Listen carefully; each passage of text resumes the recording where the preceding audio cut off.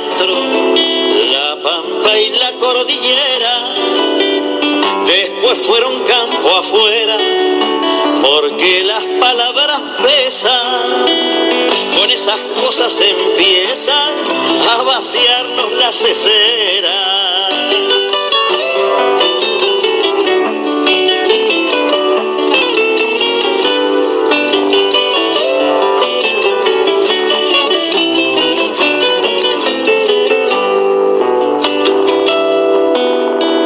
Empiezan cuando en la escuela no hablan del común destino, ni explican por cuál camino. Y bueno, ahora sí, ya estamos con la columna del politólogo Aurelio Argañarás, Ni enseñan por qué avergüenza a veces que hoy ha titulado Hacia un quinto paro general. Bueno, comenzamos, Aurelio.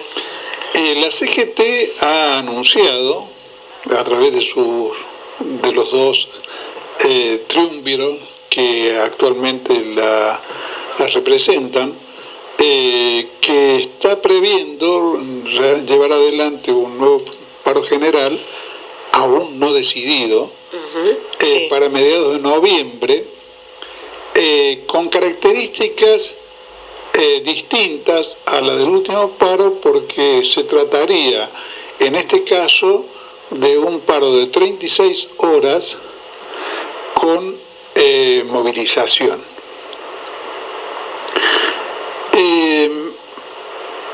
Me parece que no es sencillo juzgar el problema de las características que tiene en este momento, o que ha tenido, mejor dicho, durante todo el curso del gobierno de Macri, digamos, la orientación, las decisiones, digamos, las formas en que lleva adelante la representación obrera, llevan adelante las cúpulas sindicales, sus discordias, sus peleas internas, el significado de sus alas, digamos, ¿no? Sabemos que en este momento hay un sector reconocido como el más dispuesto a confrontar con el gobierno, representado por Hugo Moyano y digamos algunos otros sindicatos, como el caso de bancarios. De bancarios también, sí. Y que, bueno, que en algún momento, hace muy poquito, Smith se retiró del triunvirato, no de la CGT, pero sí del triunvirato, que siempre que han pretendido llevar adelante un paro general han tenido difíciles negociaciones con los gremios del transporte, sin los cuales es difícil asegurar el éxito de una medida de fuerza. Y también sabemos, porque lo han dicho más de una vez de distinto modo, que una de las principales dificultades con las cuales se encuentran los dirigentes sindicales en este momento en la tarea de enfrentar al gobierno de Macri, de lograr que no se lleve por delante de una forma más alevosa los derechos de la clase trabajadora. Una de las dificultades mayores está relacionada con la perspectiva o la falta de una perspectiva política clara en la cual con la cual pueda articularse la acción sindical. O mejor dicho, la acción político-sindical, porque sabemos que cuando la acción sindical se establece al nivel de la CGT, de la Confederación General del Trabajo, adquiere necesariamente un carácter político reivindicativo, pero que supera el nivel de lo que sería lo reivindicativo puro, lo que lleva adelante cada uno por su parte, un sindicato en la negociación con los representantes del sector con el cual está negociando, qué sé yo, la Cámara de Industriales Metalúrgicos, por dar un caso. Esa negociación tiene, digamos, contenidos generalmente, digamos, limitados a lo que puede definirse como lo reivindicativo gremial, sin adquirir una significación política general, porque se trata de una parcialidad. Como la CGT no es una parcialidad, o las CGTs, en cada una en su nivel, en su provincia, digamos, pero mucho más en el caso de la CGT nacional, no es una parcialidad, sino es el organismo que nuclea el conjunto del movimiento obrero. Sus acciones no pueden carecer de un sentido político, el que sea, por digamos, supuesto, claro, sí. Sostener un gobierno, negociar con él, enfrentarlo, claro, golpear y negociar, como se solía decir Bandor, claro, digamos, ¿no? Sí. Golpear primero, negociar después. Para justamente golpear para en un sentido figurado, sí, digamos, seguro, ¿no? Golpear, sí, para, digamos, establecer las condiciones de negociación más favorables, pero de ninguna manera, en ningún cuadro se puede concebir una acción del conjunto del movimiento obrero que carezca de una significación política. Y de una proyección política.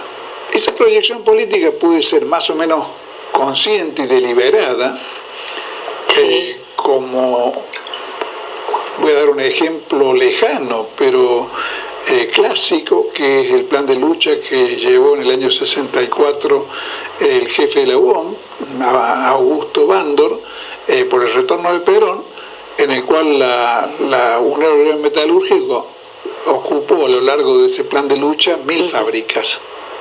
1.000 fábricas ocupadas por los trabajadores, con un programa político reivindicativo, pero con eje en la reivindicación del derecho de Perón a volver al país. No puede ser menos político un movimiento que digamos que si está embanderado de esa manera. Pero durante ese periodo y durante muchos años, el movimiento obrero y la clase trabajadora delegaban y encontraban su representación política general en Perón.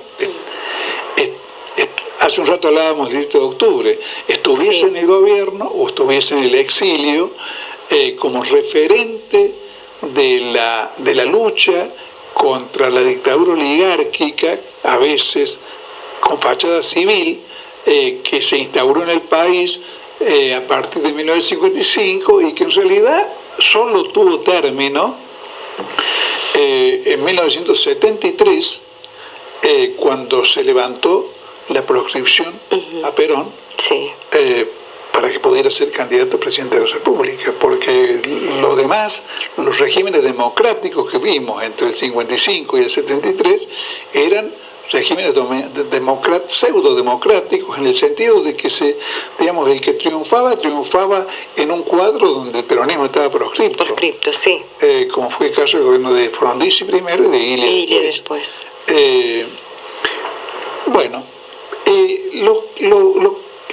Lo característico de la situación actual y que creo que si no se considera es muy difícil entender lo que está ocurriendo, es que en un momento caracterizado por la fragmentación y desarticulación del movimiento peronista, fragmentado, qué sé yo, en un conjunto de gobernadores que tampoco tienen una posición unánime, hay alas, digamos, ¿no? Desde Urtubey y Schiaretti, que son muy parecidos a Macri y que los respaldan y que parecen apostar a una suerte de peronismo del tipo menemista, digamos, ¿no? con el cual podrían jugar a la alternancia neoliberal con Macri, como se jugaba a la alternancia neoliberal en la década del 90, digamos, ¿no? Se sustituyó a Menem por De la Rúa, que era más de lo mismo. Desde gobernadores de esa orientación hasta Rodríguez Sá, digamos, que ha tenido una posición de firmeza contra el gobierno y que ha tendido puentes desde hace ya más de un año con el kirchnerismo. Sí. Bueno, dentro de ese cuadro hay una serie de matices intermedios, y además están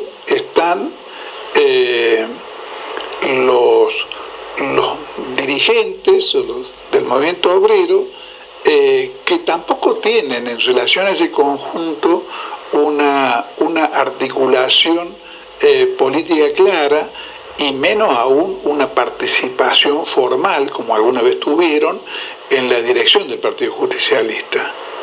En realidad, sí, pueden ser consultados, pueden ser tomados en cuenta, pero claro, no integran, como ocurría, por ejemplo, en los tiempos de Lorenzo Miguel, la dirección del peronismo. Y en la medida en que durante estos 2 o 3 años hemos visto enormes dificultades del peronismo político para establecer una unidad de acción y una táctica, digamos, ¿no? Una táctica coherente frente a este gobierno, eso me da la impresión de que podría uno considerarlo como un momento en el cual la acción sindical carece de cobertura política o de una perspectiva política clara en la cual insertarse. Eso tiene una manifestación muy elocuente en una pregunta que se formulaba en la cúpula de la CGT, digamos, ante las primeras discusiones acerca del paro general, que era la pregunta, bueno, ¿y después del paro qué? Sí. O sea, la pregunta de después del paro qué, bueno, una alusión tan transparente a cómo sigue, digamos, ¿no?, esto después del paro, creo que alude a la existencia de una situación de vacío político, donde digamos, el conjunto del movimiento nacional carece de un plan y de una perspectiva cierta. Claro, o sea que obviamente de una conducción reconocida por todos. Seguro. Eso es una de las cosas que no existe, una conducción reconocida por todos. Porque después del paro, ¿cómo va a continuar eso? La respuesta tiene que venir necesariamente desde el lado político, partidario. Tiene que articularse con un plan, porque si el movimiento obrero encuentra, como cada vez lo dicen los dirigentes de todo pelaje, por decir así, lo han dicho en esta semana Daer y Acuña, a los cuales no se los puede acusar de golpistas o de estar enceguecidos en el ataque al gobierno. En la oposición. Han negociado hasta el extremo, digamos, que les ha permitido la situación. Bueno, han dicho, bueno, ya no cabe la negociación, el diálogo. Acá hace falta respuestas. Digamos, el diálogo tiene solamente sentido cuando hay respuestas. Entonces, si apelamos al paro es porque el gobierno queremos forzarlo a que cambie de política económica, porque está llevando adelante una política económica que destruye el país y destruye a los trabajadores. También se le critica a la CGT el hecho del paro sin movilización. Bueno, este paro sería un paro con movilización. El primer paro que hicieron, si yo no me recuerdo, creo que fue el primero, que fue acompañado por un acto que terminó malamente, porque pareciera ser que no previeron que un sector de del acto podía agredir a los dirigentes que iban a hablar en el acto, pero fue un paro con movilización. Si se entiende un acto como una movilización, que creo que es absolutamente natural entenderlo así. Un acto es una movilización. Las características que va a tener esta movilización creo que no están resueltas, pero lo que uno puede concluir es que la persistencia, que por otra parte era absolutamente previsible, del gobierno de Macri en llevar adelante una política cuyas víctimas principales son los asalariados, pero no son los únicos. En realidad es una política que está desangrando a la Argentina, que está colocando en una situación, digamos, de asfixia cada vez mayor, no solamente a los asalariados, sino a la producción industrial. Claro, a la industria, al comercio. Al comercio. Hoy aparece una nota, por ejemplo, en La Voz del Interior, que sabemos que pertenece al grupo Clarín, dando cuenta de lo que pasa con los negocios de la gastronomía. Sí. Han hecho una especie de encuesta en negocios de gastronomía, que por ejemplo uno de los datos que se extrae de las respuestas de los restaurantes y comedores y demás es que cada vez hay un porcentaje más alto de clientes que comparten entre dos un plato. Claro, sí. Entonces, sí. Es terrible. Sí. Pero y son los que pueden todavía salir a cenar, sí, digamos, claro. ¿no? Sí. No hablemos de los otros. Sí, ya. Lejos de eso, pero sí. bueno, el trabajo, el examen hecho por La Voz de este sector está dando cuenta de un sector, digamos, de pequeña...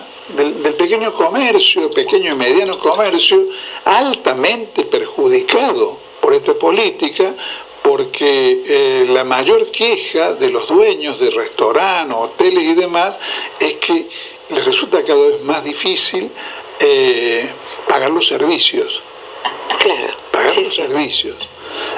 Algo que no formó parte de sus preocupaciones mayores en otro momento, o que cubrían holgadamente con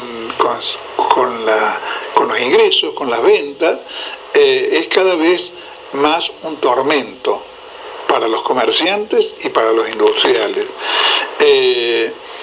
Como creo que es cada vez una cosa que vivimos los argentinos con tormento, el que se nos acabe la nafta en el tanque del auto, digamos, ¿no? Claro. Cuando uno tiene que desembolsar con un auto pequeño, 1.500 pesos para llenar el tanque, bueno, sí,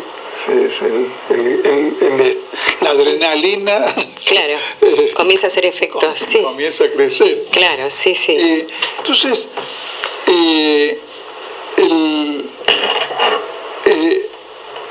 la situación ha ido colocando al movimiento sindical en una situación cada vez más problemática, a la clase trabajadora en una situación cada vez más problemática, y exigiéndoles respuestas que creo yo que crecen en coherencia con las necesidades de la situación.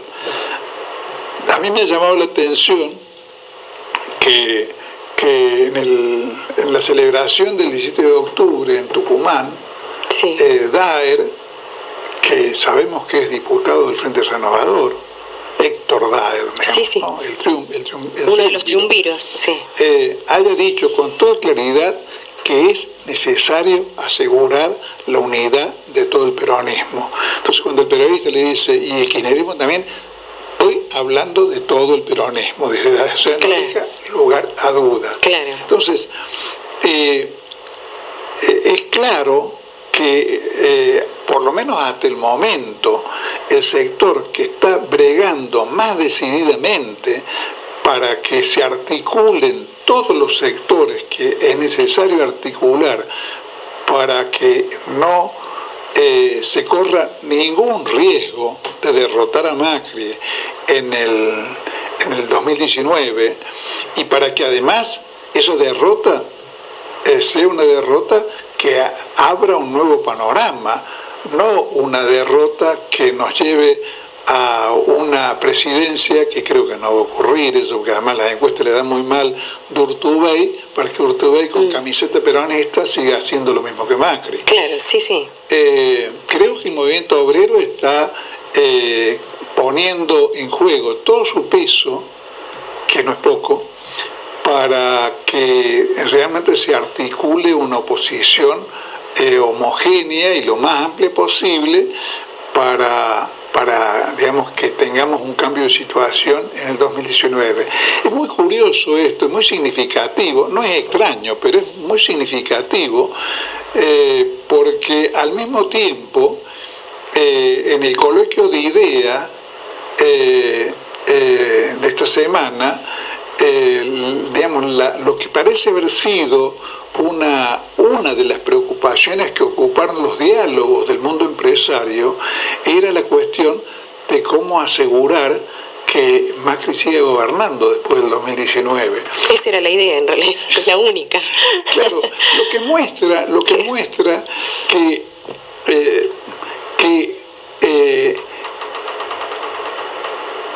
aún un gobierno que está colocando a la producción industrial en condiciones horrendas, para este mundo del alto empresariado es preferible un tipo que prometa una reforma laboral para hambrear a los trabajadores y abaratar los costos.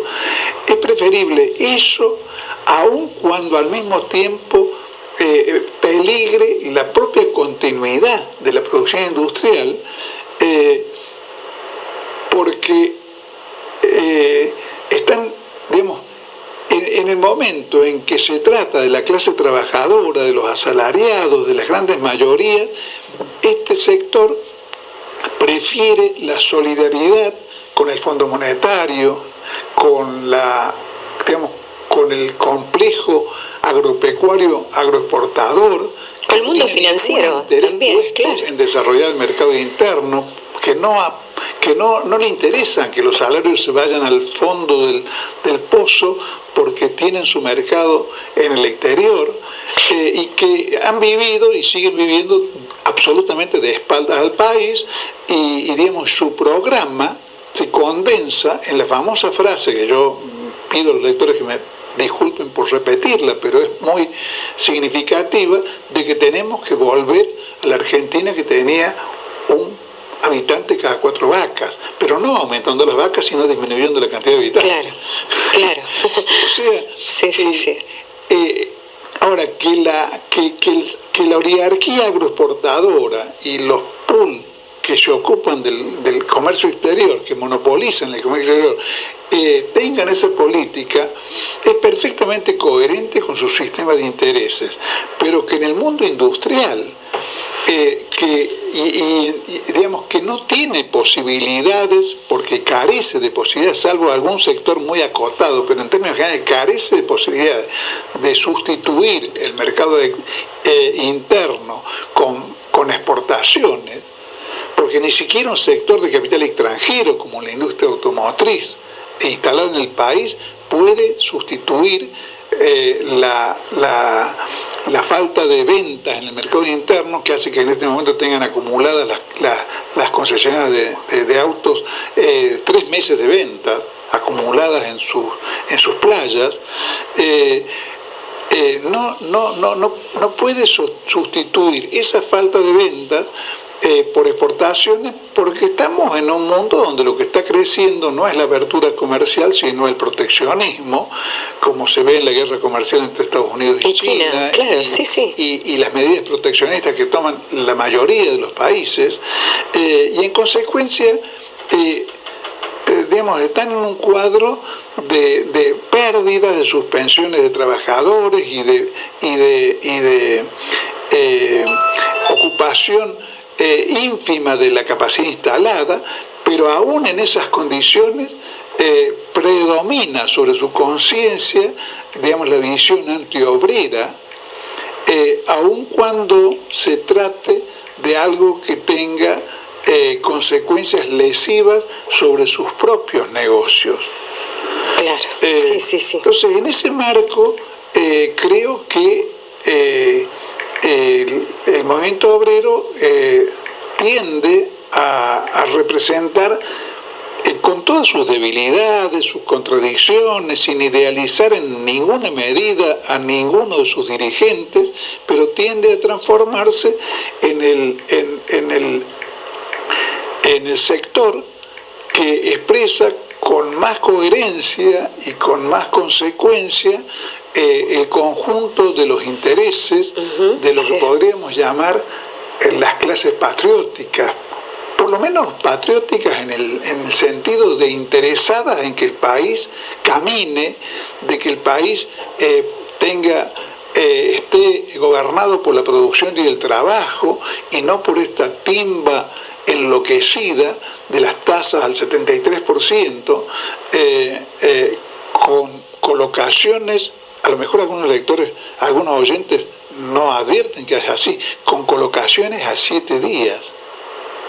Y con un interés... Con intereses del 72-73%. 72-73%, claro. La supuesta hazaña de la conducción económica del Banco Central en estos últimos 2 meses es lo que se llama el desarme de las LEVAC, que había la pesada herencia que les había dejado Sturzenegger.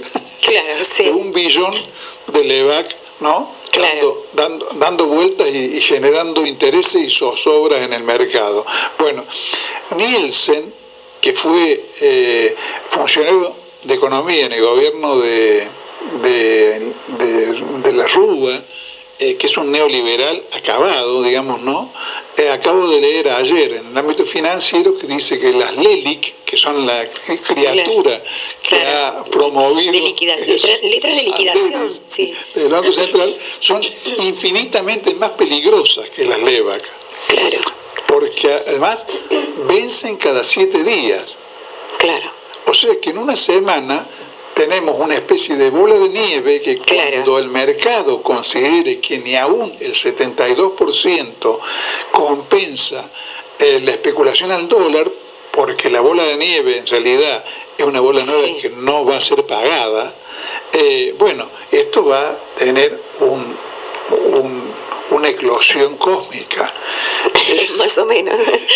Sí. Entonces, bueno, creo que el quinto paro general es imprescindible, es difícil que sea revisto, porque la rigidez económica del gobierno es absoluta, sobre todo desde el momento que tiene que rendir cuentas al Fondo Monetario Internacional, porque los asalariados han perdido en lo que va del año, según lo que hacen estadísticas, un 10% de su ingreso.